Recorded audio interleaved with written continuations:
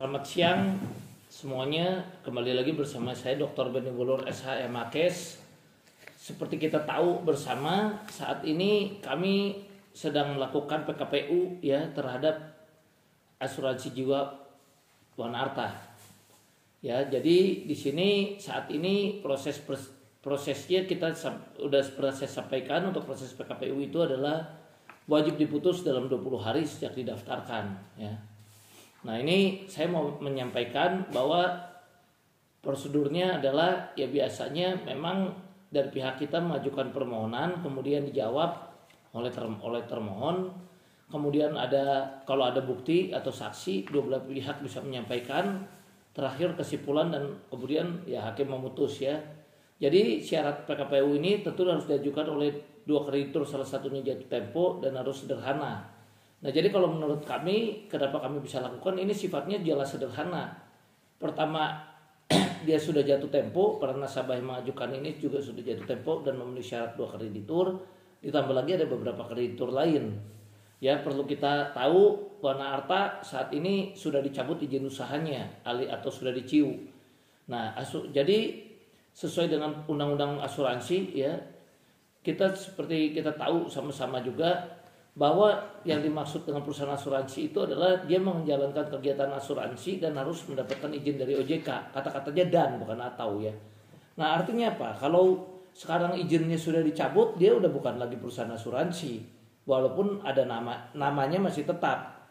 Ya, kalau nama itu tidak ada persyaratan harus diganti dan sebagainya, itu nggak ada ya. Yang pasti begitu dia dicabut izinnya, dia udah bukan perusahaan asuransi lagi, dia udah seperti layaknya perusahaan biasa yang tidak di bawah OJK. Nah, karena dia sudah tidak di bawah OJK, makanya permohonan kami sudah diterima oleh PTSP dan saat ini sedang diadili oleh pengadilan. Kalau dia masih tetap di bawah OJK, biasanya kalau yang sudah kami ajukan permohonan pasti di PTSP sudah ditolak, udah nggak mungkin sidang.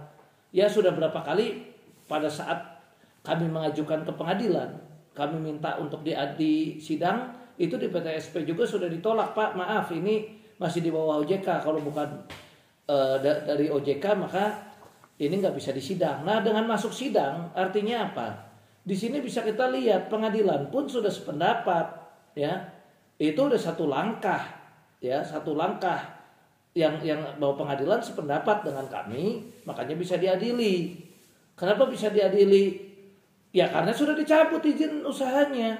Ya kalau enggak kata nggak mungkin bersidang, nggak mungkin ada permohonan kemudian dijawab, kemudian ada saksi-saksi dan sebagainya. Karena yang sudah pun ketika kami mengajukan pendaftaran sudah ditolak dari awal, nggak bisa disidang. Ini harus OJK yang daftar. Nah, setelah kami perlihatkan bahwa ini sudah dicabut izin usahanya segala, pengadilan terima. Jadi kalau masih ada ya diduga mungkin kurang belajar kuasa hukumnya, kalau masih bilang ini katanya hanya boleh OJK segala, mungkin perlu belajar lagi menurut saya ya, perlu kuliah lagi dan sebagainya mungkin, dan perlu mendalami lagi. Kenapa saya sampaikan gitu? Lah definisinya dong kita baca ya, aturannya itu hukum sudah jelas seperti itu ya. Kalau udah dicabut izin usahanya artinya apa? Ya artinya dia sudah seperti perusahaan biasa. Dan buktinya apa? Pengadilan mengadili. Kalau enggak mungkin diadili, kan begitu ya. Mengadili ini lagi berproses. Ya, dapat kita nomor perkaranya juga saat ini lagi diituin. Jadi inilah yang sayang, jadi para ahli hukum ini diduga ya, kita bukan menuduh atau mendiskreditkan seseorang, tapi ya mungkin kita kaji dari sisi keilmuan kan begitu ya. Nah, kemudian itu tadi kata-katanya ya, kita ada bukti semua dengan kata-kata tadi dan ya, jadi udah dicabut izin usaha, udah jelas. Nah, kemudian kami juga punya bukti ya. Kami punya bukti ketika kami kirim surat waktu dia masih di bawah OJK. OJK pasti akan menjawab kami menolak. Ya, atas permohonan saudara kami menolak. Itu pasti bahasa OJK. Kalau dia tolak, nggak mau ya OJK-nya. Nah, tapi ketika dia udah dicabut izin usahanya, bahasanya lain. Ya, bukan menolak. Kami tidak dapat menindaklanjuti. Kalau arti definisi tidak dapat menindaklanjuti itu ya artinya kan ya karena dia sadar, OJK-nya sudah sadar bahwa ini sudah tidak lagi di bawah OJK ya, sehingga memang silahkan dilakukan sesuai dengan ketentuan dan perundang-undangan yang berlaku. Ya, karena sudah jadi PT biasa kan begitu. Ya, nah kita bicaranya kan dengan dasar hukum dan dengan undang-undang. Jadi saya masih optimis ya PKPU kita ini akan berhasil ya, karena didukung dengan bukti-bukti bahwa sudah dua kreditur salah satu jatuh tempo, kemudian sederhana ya, tinggal membuktikan aja bahwa sudah dicabut izin usahanya, sudah sesimpel itu ya. Nah kemudian di sini kami juga mau menyampaikan ya bahwa sudah ribuan nasabah mendukung kami, termasuk kemarin para nasabah yang sudah memberi support dan dukungan yang luar biasa. Kami ucapkan terima kasih. Saya akan berjuang sampai titik darah penghabisan ya. Kita akan fight all out ya untuk membela nasabah, karena buat saya kepercayaan yang sudah diberikan kepada saya tidak mungkin kita hianati ya. Kita akan jaga kepercayaan ini, dan tentunya kami juga harus fight ya all out untuk para klien yang sudah percaya kepada kami, apalagi sudah ada ketidakpercayaan daripada para nasabah atas tim likuidator yang ditunjuk, yang mana itu dibentuk oleh PSP, yang mana salah satu atau beberapa PSP yang menunjuk itu pun juga sudah buron dan juga tersangka. Bagaimana mungkin ya tersangka ya buron ya kemudian menunjuk dari luar negeri lagi ya, lewat Zoom menunjuk likuidator yang kemudian direstui oleh OJK. Nah ini yang salah kaprah ya. Jadi di dalam undang-undang perasuransian itu kalau udah dicabut izin usaha, artinya dia udah seperti perusahaan biasa. Tapi kalau ditunjuk tim likuidator ya memang OJK juga merestui saja ya. Tapi bukan artinya perusahaan ini sudah di bawah OJK, tidak ya. Ini cuma masalah yang di undang-undang asuransi diatur itu masalah itunya ya, masalah ya likuidatornya tersebut ya. Tapi tidak, dia perusahaannya sendiri tidak bawah OJK, karena yang tadi definisinya dia disebut perusahaan asuransi apa? Menjalankan kegiatan asuransi dan ada izin dari usaha dari OJK. Lah kalau dicabut izinnya bagaimana mesti bilang di bawah OJK? Apalagi kita punya bukti. Lah kalau memang mesti di bawah OJK tentu mengeluarkan suratnya juga akan kata-katanya menolak. Ya, kami menolak permohonan saudara, tidak bisa dilakukan. Nah, kalau ini OJK sadar dia udah bukan tidak berwenang lagi dan memang sudah tidak di bawah OJK, kan ketika kata suratin OJK jawabnya kami tidak dapat menindaklanjuti dan silakan dilakukan itu sesuai dengan undang-undang dan hukum yang berlaku. Dan kemudian PTSP buktinya menerima ya dan mengadili. Itu satu langkah awal yang membuktikan bahwa jelas ini memang sudah tidak di bawah OJK lagi ya. Seperti yang tadi saya sampaikan, kalau masih di bawah OJK nggak mungkin kita ada sidang, udah ditolak dari awal. Sedangkan ini udah ada sidang, artinya pengadilan pun sudah menyetujui ya bahwa ini tidak di bawah OJK. Itu satu. Dan ada bukti surat tadi dengan bukti hukum ya, dasar hukum dengan bukti undang-undang. Nah kemudian yang kita mau sampaikan lagi di sini, tim likuidator itu sebetulnya di undang-undang PKPU itu menyatakan ya, kalau nanti dalam PKPU pun ini dikabulkan, debitur itu wajib hadir. Ya, nah kalau debitur itu wajib hadir, artinya siapa yang wajib hadir? Ya pihak wana harta. Ya. Nah sementara kalau PSP tiba-tiba membuat RPS ya atau sirkuler dan menyatakan tim likuidator mewakili keluar dan ke dalam, itu jangan salah kaprah juga. Ini ada undang-undang berbenturan, ada undang-undang asuransi, ada undang-undang PKP. Sementara PKPU pun itu sebetulnya kan di dalam undang-undang asuransi juga tidak diatur ya, dan tidak ada larangan bahwa kalau sudah dibentuk tim likuidator maka tidak boleh PKPU. Mana? Tunjukkan kepada saya pasal berapa ya, undang-undang yang mana yang menyatakan tidak boleh PKPU. Kita kan bicara undang-undang, jangan hanya pendapat hukum tapi nggak ada pasalnya, nggak ada undang-undangnya ya. PKPU itu tidak ada di undang-undang asuransi manapun juga menyatakan, atau di POJK manapun juga menyatakan tidak boleh PKPU kalau sudah dibentuk tim likuidator. Dan perusahaannya juga masih ada. Ya kenapa saya bilang masih ada? Wong belum dibubarkan, baru juga dibentuk timnya. Itu pun menurut kami perlu dicek juga. Itu diduga kuat cacat hukum. Ya kenapa? Kalau orang menunjuk itu juga kan harus ada dong persetujuannya dari KBRI dan sebagainya. Ya, dan kami kalau sampai betul dari diduga pemegang saham yang buron ini masuk ke KBRI tidak ditangkap, ada apa? Ya, karena dia buron, dia tersangka, ya yang tidak pernah datang ke Mabes yang sudah dipanggil berkali-kali. Ada apa? Ya harus ditangkap dong. Di Garuda Indonesia pun atau di KBRI, kalau dia berani menginjakkan kakinya ya harus tangkap karena kan sudah DPO.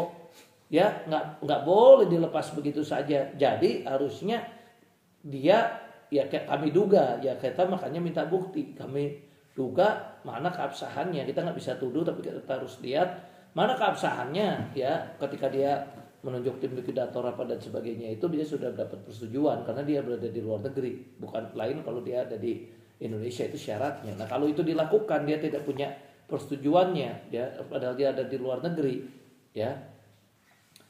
Jadi otomatis di sini saya katakan ya cacat hukum. Nah, kalau udah cacat hukum, artinya likuidator yang ditunjuk pun sudah cacat hukum, ya, nggak bisa dia bertindak sebagai likuidator. Bagaimana mungkin itu diduga? Saya selalu bicara bahasa hukum, mesti dicek lagi. Diduga ditunjuk dengan sesuatu hal yang salah, karena seharusnya juga prosedurnya juga nggak bisa dong memegang saham begitu enaknya langsung nunjuk. Harusnya juga kan melalui direksi dulu, ya kan, direksi mengajukan dan sebagainya. Ini tiba-tiba main tunjuk, prosedur dari mana itu, ya kan? Nah itu, nah kemudian ini juga jadi rancu, ya. Kalau memang tim likuidator katanya jadi mewakili juga sidang PKPU, harusnya jelas-jelas itu kita kalau bikin surat kuasa juga kan lawyer dengan prinsipalnya tanda tangan kalau ngasih kuasa itu, ya. Nah sekarang udah jelas-jelas itu disebut bukan tim likuidator, yang disebut itu debitur, ya. Jangan gara-gara bawa akte nyatakan mewakili keluar dan ke dalam, tim likuidator bisa. Nah kalau begitu nanti bikin akte yang sifatnya menabrak undang-undang pun juga boleh, karena yang dimaksud mewakili keluar dan ke dalam kan dalam rangka pemberesan. Apa bedanya direksi menunjuk tim audit, menunjuk tim likuidator, menunjuk ya mengangkat direktur, kan begitu, ya. Nah ini yang saya harus sampaikan, adanya takutnya ada dugaan-dugaan nanti salah kaprah, ya, terhadap siapa yang legal standing yang berhak mewakili. Karena kalau di dalam PKPU itu harusnya kan debitur yang mewakilinya, yang dalam hal ini tentu diwakili oleh direksinya bertindak keluar dan ke dalam, ya, bukan dalam rangka dia tim likuidator kemudian dia yang jadi mewakili. Nah kalau begitu caranya, ya besok banyak orang akan bikin utang, ya, bikin utang yang banyak nih perusahaan-perusahaannya, supaya aman, ya, buru-buru nanti dibentuk aja tim likuidator, ya, dibentuk tim likuidator. Jadi kalau ada yang PKPU atau pilot kan tim likuidator yang disuruh maju, ya, kalau begitu caranya, ya, nanti ini akan jadi presiden buruk, ya. Kita perlu pisahkan, kita perlu dalami juga, apalagi pendapat saya, hukum saya ini udah didukung oleh dua pakar, ya, yaitu Reza Saki, ya, pakar hukum PKPU Perdata dan Kepailitan, serta ada Irfan Raharjo, pengamat asuransi yang sependapat juga, ya. Jadi itu juga, dan yang para pakar ini juga sudah mengkaji secara keilmuan, ya, sudah sangat dalam. Jadi ini masalah legal standing pun, ya, juga kami juga heran yang maju tim likuidator, ya. Jadi mungkin harusnya dikesampingkan juga jawaban-jawaban dari mereka, karena kuasanya juga untuk mewakilinya juga menurut kami ini diduga kuat udah cacat hukum, dan memang cacat tuh, ya. Karena apa? Karena yang tadi kami sampaikan masalah legal standing ini harus benar-benar, ya. Jadi kami juga tentu betul-betul optimis dan mengucapkan terima kasih dengan para nasabah yang terus mendukung, karena kita tahu, ya, jadi bentukannya tim likuidator ini diduga kuat juga kurang objektif, kurang netral, karena diduga ini masih dulunya mantan karyawan dan mantan orang hukumnya daripada Wana Arta atau PSP, ya. Kita tetap selidiki dulu, silakan cek, silakan kaji, ya. Nah, jadi pertanggungjawaban pun juga kita bisa lihat tim likuidator ditunjuk lewat apa? Lewat RPS, lewat sirkular. Loh, dia tanggung jawabnya ke siapa? Yang nunjuknya. Nah, bagaimana sekarang dia bisa bertindak netral dengan ngejar aset-aset daripada pemegang saham pengendali yang nunjuknya? Apa enggak nanti dibilangin, "Woi, lu durhaka, ya kan gue yang nunjuk lu, kok lu malah kejar-kejar aset gue?" Kan gitu lah bahasa aja, diduga kan begitu. Ya, bukan kita tuduh, tapi kita pikir dong pakai logika, ya kan. Tim likuidator ditunjuk oleh PSP. Sekarang tim likuidator katanya mau nyari aset. Wah, ada aset mengalir kepada, diduga kuat kepada tim PSP, ya, pemegang saham pengendali.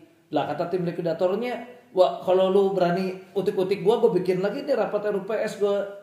Ya, ini bagaimana gue yang ngangkat Anda malah jadi jika, seperti diduga kuat, Anda jadi malah ngejar-ngejar aset saya, ya kan? Masa jadi malin kundang saya melahirkan, kan begitu, diduga kan begitu, bukan kita nuduh ya, diduga akan terjadi begitu, ya kan? Tak beda dengan pengurus nih, ya kalau proses PKPU dan kepelitan, ya kalau ini dikabulkan, pengurus yang direkomendasikan oleh para pemohon tentu memang harus ada pertimbangan hakim. Kami mohon hakim bisa mengabulkan, ya mengabulkan. Nah kalau udah dikabulkan, nah pengurus bekerja. Nah jadi di sini pengurus juga bisa bertindak, ya. Jadi di sini yang saya mau sampaikan, kok katanya ada perusahaan udah dilikuidasi, ya masih bisa mem-PKPU kemudian nunjuk pengurus, semangat damainya di mana? Banyak juga perusahaan yang udah seperti itu dilakukan PKPU dan terjadi homologasi, itu masih bisa. Kenapa? Sekarang kan baru dibentuk tim likuidatornya. Nah sekarang terjadi ini, ya antara debitur sama kreditur perdamaian, ya di mana misalnya dari aset-aset wana arta yang ada ini atau aset-aset siapa ini disepakati, ini aset cuman segini, udahlah pemegang saham pengendali pun ada penjaminnya juga, ini kita mau beritikat baik nih, ya sudah kami akan melakukan proposal perdamaian, ya kan, dengan menggandeng juga nih pemegang saham pengendali sadar ada aset-aset yang diduga mengalir ke dia. Nah sekarang dia mau bagiin, mau dengan itikat baik nih mau dibagikan. Nah itu kan terjadi homologasi. Jadi kata siapa kalau secara hukum nggak bisa nggak ada undang-undang melarang. Nah kalau sekarang dia tetap nih nggak ada itikat baik, ya nggak mau nih dia datang segala proposal perdamaian pun udah nggak ada, ya jadi bukan artinya kalau perusahaan udah nggak jalan habis itu nggak mungkin ada perdamaian. Bisa aja perdamaian terjadi, tergantung masalah perdamaian itu kan itikat baiknya, ya tidak ada yang dikatakan nggak mungkin, ya kan mungkin, ya kan di sana di dalam proposal disebutkan, ya kan ini ada bantuan dana dari pemegang saham pengendali, misalnya kita ambil contoh, ya kan sadar ini memang ada aset-aset perusahaan yang kemarin diduga khilaf diambil, kan begitu. Nah sekarang kita membagikan, cara baginya begini, kan begitu, ya. Nah ini salah satu contoh bahwa PKPU itu bisa. Nah sekarang kalau nggak ada proposalnya gimana, kan pilot. Ya seperti kita tahu prosedurnya setelah 20 hari diputus, dikabul, kasih kesempatan dulu dan PKPU sementara 45 hari harus sudah proposal perdamaian. Kalau nggak ada, ya sudah bisa aja pilot misalnya, ya. Dan waktu untuk PKPU tersebut untuk berunding dan sebagainya kan sampai 270 hari. Ya dengan catatan itu pun disetujui perpanjangannya oleh mayoritas kreditur, ya. Jadi kalau kreditur kan kita tahu sama-sama 2/3 dari jumlah seluruh tagihan yang hadir dan 1/2/1 dari yang hadir itu menyetujui, ya baik yang konkuren tersendiri dihitungnya, yang separatis tersendiri. Tapi kalau rata-rata wana arta kemungkinan nasabahnya ini adalah, jadi gini, saya juga mesti jelaskan, kalau PKPU ini dikabulkan, ya maka memang nasabah-nasabah kalau dalam situasi damai dia disebutnya konkuren, tapi kan dalam semangat perdamaian bukan bagi-bagi aset. Ini yang salah kaprah. Wah kita turun status, ya enggak dong.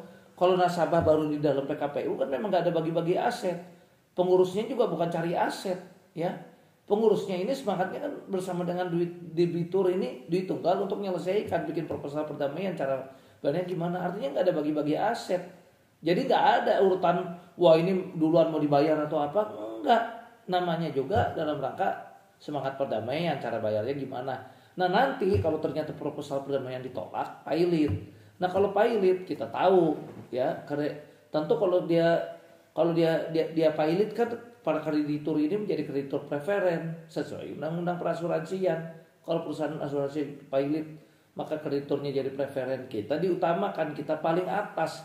Nah kalau damai nggak ada masalah karena ada komitmen, ada jadwal bayar dan segala. Tapi kalau nggak ada proposal perdamaian itu nggak damai, berarti kita jadi preferen, kita harus diutamakan, ya. Nah kalau kita udah diutamakan, ya sudah kita kejar asetnya. Nah kurator kelebihannya di sini apa?